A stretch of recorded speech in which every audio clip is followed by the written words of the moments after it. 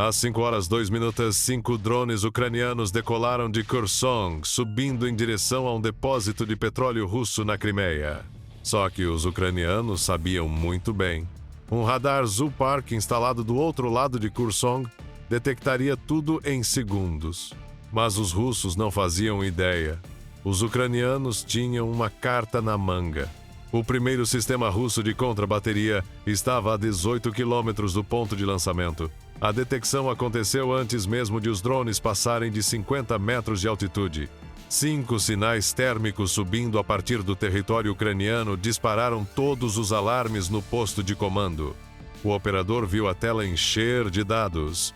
Velocidade inicial 180 metros por segundo.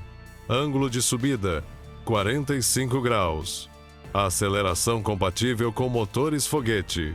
O computador do Zoopark precisava apenas de 3 medições para calcular a trajetória.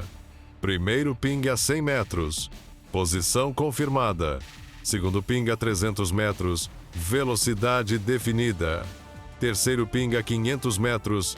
Trajetória estabelecida. Era o mesmo modelo matemático usado há décadas para prever onde projéteis de artilharia caem. O projétil sobe, o projétil desce. A física não mente. Mas os drones ucranianos podiam mentir. O cálculo apareceu na tela. 5 foguetes HIMARS a caminho de Chaplinka. Impacto em 47 segundos. O banco de dados confirmou o perfil de voo. Subida íngreme, velocidade específica, 5 lançamentos simultâneos, tudo idêntico aos foguetes M-31, um dos sistemas de artilharia mais temidos do mundo. O coração do operador acelerou. HIMARS significa ataque preciso. Depósitos de munição, postos de comando, tanques de combustível, tudo vira alvo. O alerta correu por 5 redes de comando, enquanto o cronômetro seguia impiedoso. 40 segundos, 30, 20, 10, 0 e então nada. Os 5 rastros simplesmente desapareceram no meio do voo, 8 quilômetros ao sul do ponto de lançamento. O radar continuou vasculhando o céu vazio. Foi aí que a ficha caiu. Os contatos tinham mergulhado abaixo do horizonte do radar logo após atingir 500 metros de altitude. O sistema rastreava qualquer coisa acima de 30 metros sobre terra. Mas sobre o mar, o ruído das ondas criava uma zona cega. Esses não eram foguetes seguindo as leis de Newton. Eram máquinas pensantes usando as regras do radar contra ele. O operador mudou o modo de busca, de balístico para cruzeiro. O primeiro assume que o alvo sobe e desce como uma pedra lançada. O segundo rastreia alvos que podem voar nivelados e mudar de direção: aviões, mísseis, drones. Última posição conhecida: 8 quilômetros ao sul do lançamento. Rumo: 230 graus magnéticos. Velocidade antes do mergulho: cerca de 150 km por hora. A essa velocidade, eles já poderiam ter avançado uns 10 quilômetros, enquanto ele esperava por impactos que nunca chegariam. Ele então alertou o radar marítimo em Armiansk, explicando como os drones tinham imitado perfeitamente um ataque de HIMARS. O radar encontrou os alvos a 80 quilômetros, voando tão baixo sobre as ondas que o spray da água provavelmente batia na fuselagem. 5 contatos em formação solta, altitude variando entre 20 e 40 metros, como se estivessem seguindo o relevo do mar. E aí surgiu o velho problema desta guerra saturada de drones. Quem é amigo? Quem é inimigo? O operador conferiu o banco de dados. Não havia registro de drones russos naquela rota, mas a base só atualizava os dados a cada hora, e unidades de forças especiais frequentemente operavam sem avisar. Os contatos estavam indo para águas neutras, não para bases russas. A velocidade era compatível com o holandês, mas também com drones ucranianos e até com Shahids capturados, usados por ambos os lados. Pior: silêncio total de rádio. Sem sinal eletrônico, sem identificação visual, impossível ter certeza. Ele classificou como desconhecido, provavelmente hostil, com 60% de confiança, e pediu investigação aérea à base de Belbek. Os dados foram enviados, e um caça Su-30 recebeu o vetor às 5h18 via link criptografado. 5 alvos lentos, rumo 240 graus, altitude 100 metros. Investigar e reportar. Uma guerra onde até o silêncio fala, e cada ponto no radar pode ser uma ameaça. O briefing da missão apareceu na tela multifuncional do piloto. Drones desconhecidos, possivelmente hostis, ou talvez unidades russas retornando de reconhecimento. A ordem era clara: identificar antes de engajar. Ele empurrou os manetes, inclinou a aeronave para o oeste e seguiu em direção ao horizonte que começava a clarear, onde o mar se encontrava com o céu. Mas encontrar aqueles drones seria muito mais difícil do que parecia. O radar Nonzen Bars era uma peça de engenharia impressionante.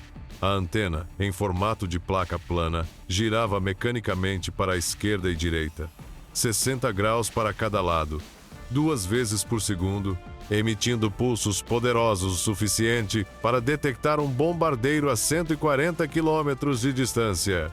Só que essa potência vinha com um conjunto de suposições. O processador do radar esperava alvos com entre 1 e 5 metros quadrados de área refletiva, como caças e mísseis de cruzeiro. Já os drones ucranianos FP2 tinham apenas 0,1 metro quadrado, feitos com materiais compostos que absorviam a energia do radar em vez de refletir. Resultado: a 15 quilômetros, onde os alvos deveriam estar nítidos na tela, o piloto via apenas contatos intermitentes, fantasmas surgindo e sumindo no escopo.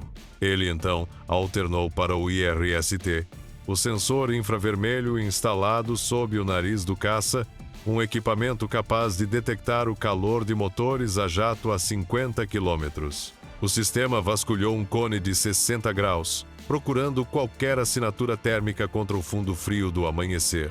Nada. O motor do FP2 operava a 79 graus Celsius, pouco mais quente que um carro ligado, praticamente invisível sobre o mar que ainda retinha o calor do dia anterior. A próxima tentativa foi inteligência eletrônica.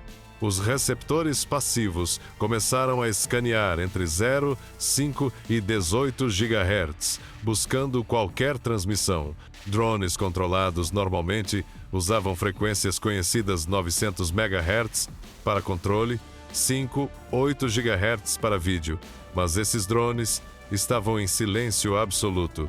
E o problema de identificação estava só começando. A 8 quilômetros, finalmente, um contato visual. 5 silhuetas escuras contra o mar claro, espalhadas por 3 quilômetros de espaço aéreo.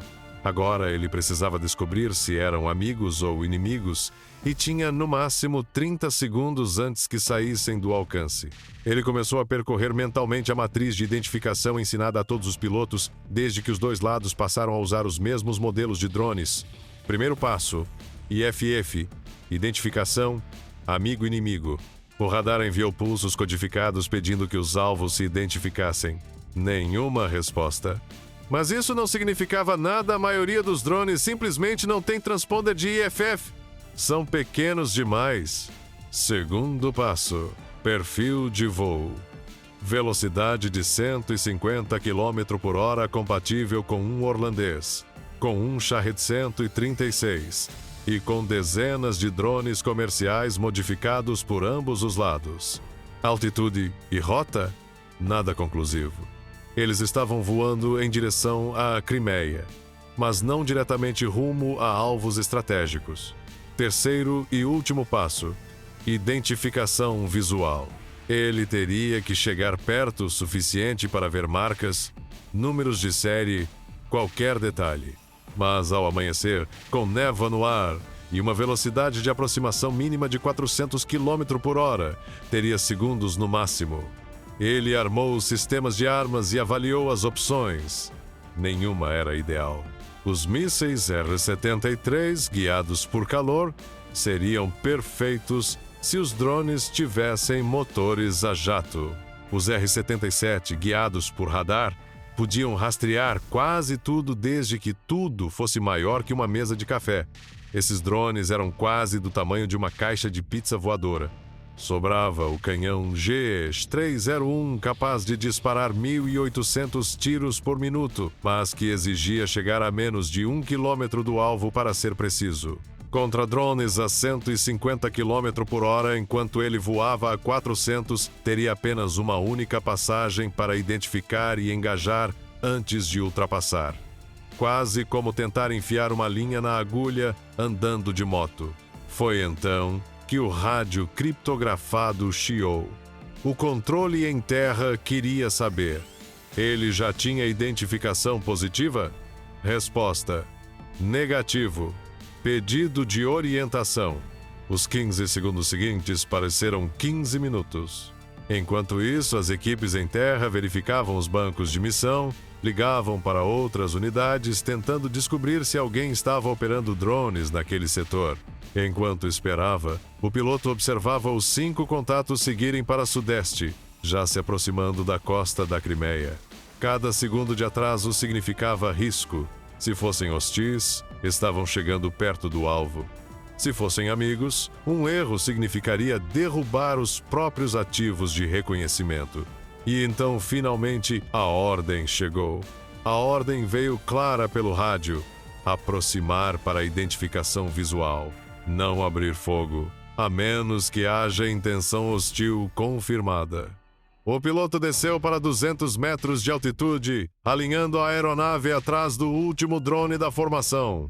Mas havia um problema grave. A essa altura, seus motores consumiam 100 quilos de combustível por minuto. Ele tinha no máximo 5 minutos antes de atingir o nível crítico. E a situação ficava ainda pior por causa da diferença de velocidade. A velocidade mínima segura para o caça era de 400 km por hora. Os drones voavam a 150 km por hora, ou seja, no momento em que chegasse à distância ideal para identificar o alvo, teria apenas 3 segundos antes de ultrapassar completamente a formação. Quando ele se aproximou a 500 metros, pronto para a passagem visual, o impossível aconteceu. O radar de alerta do cockpit explodiu em avisos. Um sistema S-400 perto de Evpatory havia acabado de travar mira nele. Em meio à tensão da perseguição, o piloto havia se esquecido de um detalhe crítico. O transponder de identificação IFF estava em modo stand-by para evitar alertar os drones. Para o S-400, o que aparecia na tela era simples: um caça desconhecido escoltando um possível ataque com drones. Ele tentou religar o IFF imediatamente. Mas aqueles poucos segundos em que o caça parecia hostil já tinham acionado uma resposta automática. Enquanto o piloto lutava para provar que era aliado, os 5 drones FP2 seguiram tranquilamente em direção ao alvo, usando o caos como cobertura perfeita. No centro de comando em Evpatoria, o operador do S-400 observava tudo com crescente preocupação. O radar 91 NZA Big Bird conseguia enxergar praticamente qualquer coisa no ar até 600 quilômetros de distância. Aviões de transporte, caças, helicópteros, até grandes bandos de pássaros migratórios. O sistema acompanhava 300 alvos ao mesmo tempo, atualizando cada contato a cada 1/3 de segundo. Ele tinha visto a transferência do rastreio desde Armyansk, acompanhou o vetor do Su-30 de Belbek e agora via na tela um cenário cada vez mais confuso. 5 alvos lentos e desconhecidos, e um caça manobrando bem em cima deles. O problema era claro e perigoso. O caça não estava transmitindo IFF. Nenhum avião russo deveria operar sem identificação ativa dentro de uma zona de defesa aérea em alerta máximo. E a geometria do voo batia com uma tática ucraniana bem conhecida. Drones atraem o sistema. O caça aparece para proteger. A doutrina dos 400 era direta. Alvos desconhecidos dentro da zona de engajamento. Em operação ativa, categoria Armas Livres. Mas algo não batia. O perfil de voo parecia Su-30 russo, não MiG-29 ou Su-27 ucraniano. Velocidade, curva, altitude, tudo sugeria aeronave aliada. Mesmo assim, IFF desligado. Ele consultou Belbek mais uma vez. 10 segundos eternos depois, a resposta: Su-30 investigando contatos desconhecidos. Deveria estar transmitindo IFF continuamente. Deveria, mas não estava.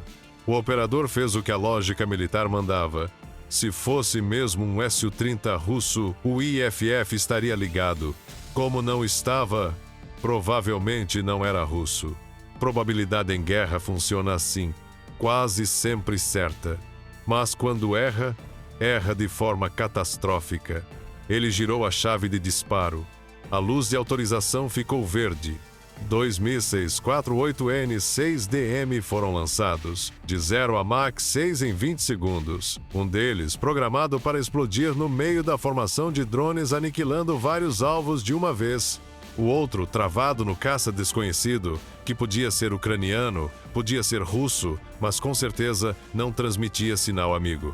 Só que o míssil enviado contra os drones começou a ter problemas imediatamente. O sistema S-400 foi projetado numa época em que mísseis de cruzeiro voavam a no mínimo 800 km por hora. Seu computador de engajamento usa algoritmos refinados por décadas, sempre testados contra alvos rápidos.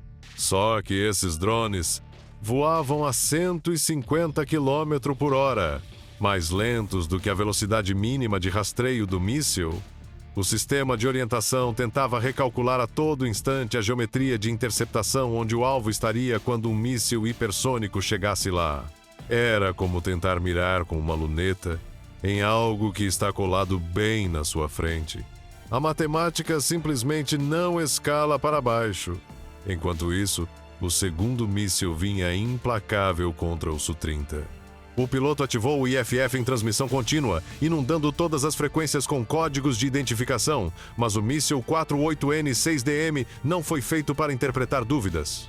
Ele tem uma única função: voar até o alvo, detonar, eliminar a ameaça, sem cancelamento, sem autodestruição preventiva, sem segunda chance. Depois que sai do tubo, algo vai explodir.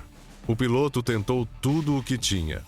Desceu em direção ao mar para criar interferência por múltiplos reflexos no radar.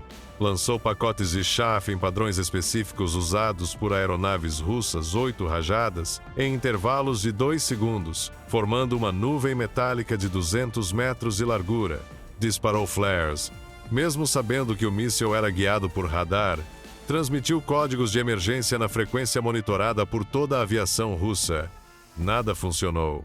Mísseis russos são treinados semanalmente contra contramedidas russas, os padrões de chaff, a sequência de flares, as técnicas de guerra eletrônica. O míssil já tinha visto tudo isso e já tinha aprendido a ignorar. A 1000 metros do alvo, o piloto puxou a alavanca preta e amarela entre as pernas. O assento K-36 decímetro disparou o foguete de ejeção, lançando ele e o copiloto para fora do avião. 2 segundos depois, a espoleta de proximidade detectou o Su-30 abandonado e detonou. US, 35 milhões em tecnologia de combate, viraram uma bola de fogo laranja despencando no Mar Negro. O míssil lançado contra os drones, por sua vez, perdeu o rastreio. O radar insistia em classificá-los como alvos biológicos. E o míssil explodiu inutilmente no ar. Logo depois, as frequências de rádio russas mergulharam no caos. Comandantes dos 400 exigindo explicações sobre o IFF desligado. A torre de Belbek coordenando busca e resgate. A estação de Evpatoria tentando descobrir se acabara de derrubar um avião amigo. E, nesse turbilhão, ninguém mais estava acompanhando os 5 drones FP2, que já curvavam para leste, rumo ao depósito de Gvardeysky, agora a apenas 35 quilômetros do alvo. Toda a rede de defesa aérea da Crimeia estava paralisada pelo incidente de fogo amigo. Generais gritando com coronéis, enquanto a verdadeira ameaça seguia tranquila. Ou quase. A tripulação do Pantsir-Sun, no depósito de Gvardeysky, estava ouvindo caos no rádio desde 5h30, tentando juntar as peças. Caça abatido por fogo amigo. Helicópteros de resgate decolando. Alvos desconhecidos ainda sem identificação. Eles sabiam que algo estava vindo, mas o radar mostrava céu limpo. O 1MA RS-2-1MA do Pantsir detecta aeronaves a 36 km, mísseis a 20 km e drones a 15 km, desde que o alvo esteja alto o suficiente para ultrapassar o horizonte do radar. A primeira pista não veio da eletrônica, veio do ouvido humano. Um soldado na guarda do perímetro ouviu o som de motores vindo do oeste. Um zumbido baixo, aumentando aos poucos. Quando o radar enfim os encontrou, 5 contatos estavam subindo além dos 100 metros de altitude. A 7 quilômetros de distância faltavam 180 segundos para o impacto. O treinamento assumiu o controle. O operador trouxe o sistema do modo de espera para combate total em apenas 4 segundos. O Pantsir-Sun reúne tudo o que é necessário para a defesa de ponto em um único veículo. Radar de busca no topo, radar de acompanhamento na frente, 12 metroísseis nos tubos e 2 canhões de 30 mm nas laterais. Ele pode engajar alvos desde 20 km até 200 metros e em altitudes que vão do nível do solo até 15 km. E agora, ele era a última linha de defesa. Mas havia uma limitação crítica. O sistema de controle de tiro só conseguia guiar 4 mísseis ao mesmo tempo. Contra 5 drones se aproximando, a matemática era implacável. O operador então lançou 2 mísseis 57 EZE contra os drones que vinham na dianteira. Eles aceleraram até Mach 3, suportando forças de até 30 Gs enquanto curvavam em direção aos alvos. Cada míssil carregava 20 kg de estilhaços direcionais, formando um verdadeiro cone de destruição. As espoletas de proximidade funcionaram perfeitamente. 2 FP-2 foram derrubados a 5 km de distância. As asas se separaram, as fuselagens se romperam e os destroços caíram em queda livre. Mas ainda restavam 3 drones e eles continuavam avançando. Os FP-2 sobreviventes iniciaram então a fase final de ataque. Pelas câmeras embarcadas, o terminal de combustíveis aparecia como uma grade de círculos brancos sobre o solo escuro. Os tanques de aço ainda retinham o calor do dia anterior, enquanto a terra já havia esfriado durante a madrugada. Os computadores de bordo selecionaram seus alvos com base em critérios pré-programados. O tanque número 3 estava na direção do vento perfeito para espalhar o fogo. O tanque 11 armazenava combustível de aviação, muito mais volátil que o diesel. Já o tanque 18 era um ponto-chave na região norte do depósito. A 2 quilômetros do alvo, os drones mergulharam. Foi então que os canhões antiaéreos entraram em ação. 2 A-38M disparando juntos, numa cadência absurda, 5.000 tiros por minuto, cada projétil de tungstênio capaz de atravessar 20 milímetros de blindagem. O artilheiro acompanhava tudo pela mira ótica. Via as faíscas atingindo a fuselagem de um dos drones. Fragmentos do material composto voavam como confete no ar, mas o FP-2 tinha uma carta na manga. A ogiva era blindada, projetada para resistir a danos diretos. Mesmo com buracos nas asas, mesmo sem superfícies de controle, o núcleo explosivo de 105 quilos continuava intacto. O drone avariado entrou em espiral e caiu 200 metros antes do alvo, acertando outro tanque. A explosão foi brutal. Janelas estouraram em todo o terminal. Alarmes dispararam.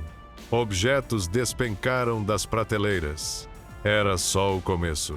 Os outros 2 FP-2 seguiram o mergulho, agora em um ângulo de 70 graus quase vertical.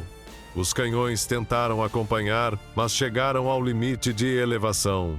Horizontalmente, o sistema conseguia girar a 90 graus por segundo. Verticalmente, apenas 45. Quando finalmente conseguiram apontar para cima, os drones já tinham passado. A 100 metros de altura, os FP-2 cortaram os motores. Silêncio total. A gravidade agora fazia o resto, levando os drones a 50 metros por segundo. O primeiro impacto aconteceu às 5h47, direto no tanque número 3. O drone atravessou as paredes de aço de 10 milímetros, como se fossem papel, e a ogiva explodiu exatamente no espaço onde os vapores de combustível se misturavam ao ar. A mistura perfeita para o pior cenário possível. O tanque não explodiu para fora. Ele simplesmente se abriu nas emendas como uma fruta madura demais. Foram 2.500 metros cúbicos de diesel lançados para cima e para os lados, formando uma nuvem em nível do solo que avançou pelo terminal a 100 metros por segundo. 8 segundos depois, o segundo FP2 atingiu o tanque número 11. Combustível de aviação muito mais quente, muito mais agressivo. A onda térmica foi tão intensa que inflamou imediatamente os vapores dos tanques ao redor. Em 4 horas, o terminal inteiro tinha desaparecido. As imagens de satélite seriam devastadoras. 5 tanques destruídos, 3 colapsados, 2 ainda queimando dias depois.